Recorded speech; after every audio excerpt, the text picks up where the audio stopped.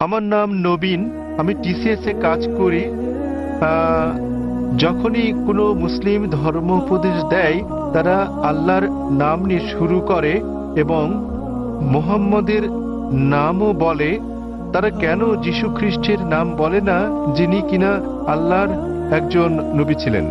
এবং আমার মনে হয় অনেকটা অজ্ঞতাবশতই মুসলিমরা যীশু খ্রিস্টকে নিয়ে কথা বলে।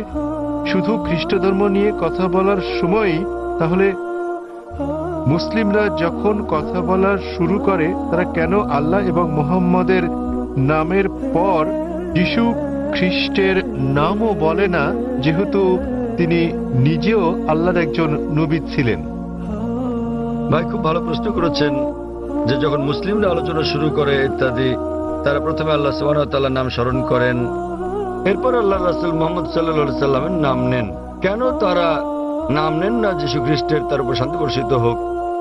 আপনি মনে করছেন এটা করলে ভালোই হবে, যেহেতু আপনি জানেন যে ইসলামে যীশু খ্রিস্ট, তার উপর শান্তি বর্ষিত হোক, তিনিও আল্লাহ তাআলার একজন রাসূল ছিলেন, তিনিও ইসলামের একজন বার্তাবাহক। আল্লাহ কোরআনে বলেছেন, সূরা ফাতির অধ্যায় নম্বর 35 আয়াত নম্বর 24,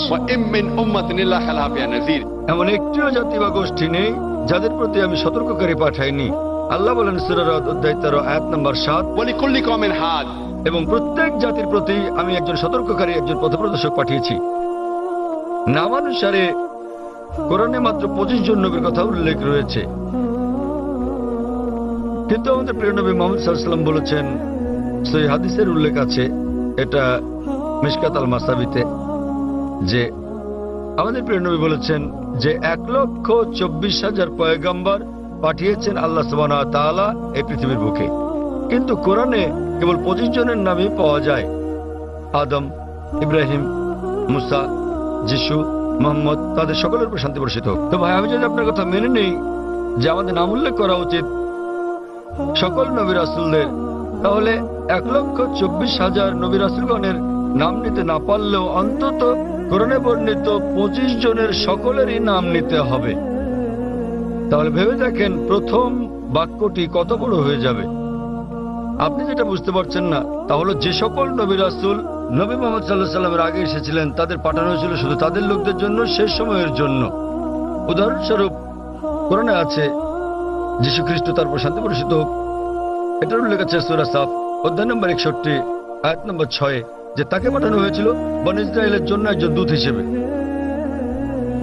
এটা উল্লেখ আছে সূরা আলী ইমরানেও অধ্যায় নম্বর 3 আয়াত নম্বর 49, যে যীশু খ্রিস্টকে তারপর শান্তি বর্ষিত হোক পাঠানো হয়েছিল একজন দূত হিসেবে বনী ইসরাইলের সন্তানদের জন্য। সুতরাং মুহাম্মদ সাল্লাল্লাহু আলাইহি ওয়াসাল্লামের আগে যারা এসেছেন সকল নবী রাসূলগণকে পাঠানো হয়েছিল তাদের নিজেদের লোকদের জন্য, সেই সময়ের জন্য।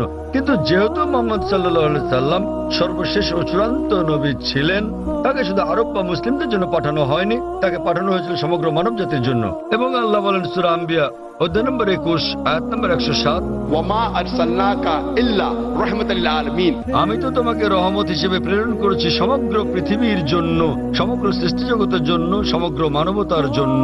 সুতরাং মুহাম্মদ সাল্লাল্লাহু আলাইহি ওয়াসাল্লাম যেহেতু সর্বশেষ এবং চূড়ান্ত নবী ছিলেন, তিনি শুধু মুসলিম বা আরবদের জন্য প্রেরিত হননি, এসেছিলেন সমগ্র মানব জাতির জন্য। এবং তিনি যে বার্তা নিয়ে এসেছিলেন তা শুধু একটা নির্দিষ্ট সময়ের জন্যই নয়, যেমনটা তার পূর্বে যারা এসেছিলেন তাদের বার্তা ছিল একটা নির্দিষ্ট সময়ের জন্য। কিন্তু যেহেতু নবী মুহাম্মদ সাল্লাল্লাহু আলাইহি ওয়াসাল্লাম ছিলেন সর্বশেষ ও চূড়ান্ত নবী, তার বার্তা সময়ের বন্ধনে বাধা নয়, এটাকে অনুসরণ করতে হবে শেষ দিন পর্যন্ত। এ কারণে আপনি বর্তমানে যেখানেই থাকুন না কেন, হোক সে ভারত বা যুক্তরাষ্ট্র বা ইংল্যান্ড বা সৌদি আরব, পৃথিবীর যে কোনো প্রান্তে, বর্তমানে আমাদের অনুসরণ করতে হবে সর্বশেষ ও চূড়ান্ত নবীকে, এবং তিনি হচ্ছেন নবী মুহাম্মদ সাল্লাল্লাহু আলাইহি ওয়াসাল্লাম।